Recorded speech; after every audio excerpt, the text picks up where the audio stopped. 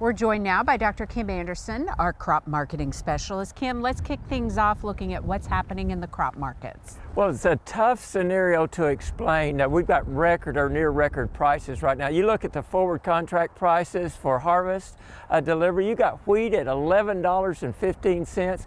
Now, you only had a plus or minus 16-cent move this week, but one day you did have 32 cents from the bottom of that range to the top of the range. You look at corn, $7.10 a bushel, plus or minus 10-cent move this last week.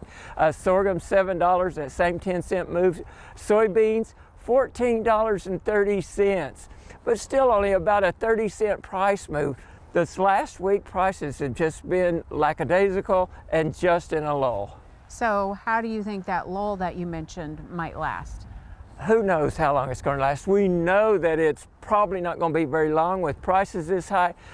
You know, we've had 85 cents in a single day price move in wheat, 40 cents move in corn.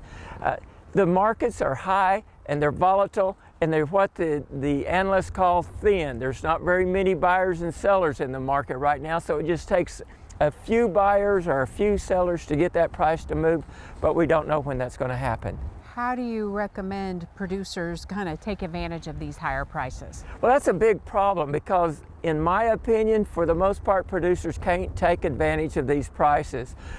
We know last year's crops basically been sold. The crop coming up with the weather and the drought situations, you don't know how much you're going to produce, and you for sure don't know how much corn, sorghum, or soybeans you're going to produce. So forward contracting is a tough deal because you don't want to forward contract. You don't want to buy or sell the futures market with all this volatility. The margin calls can clean your clock real quick.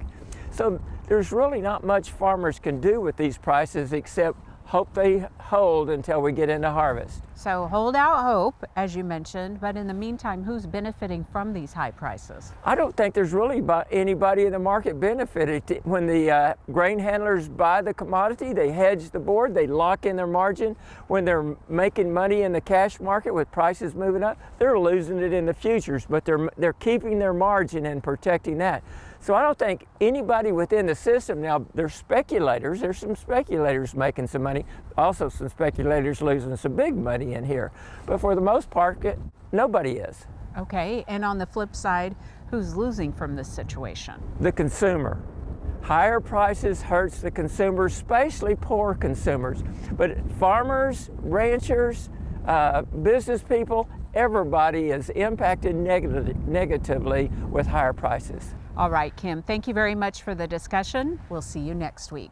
And now we want to look back at a story that's really resonated with people all across the country, the OSU Ag Research Project on virtual fencing.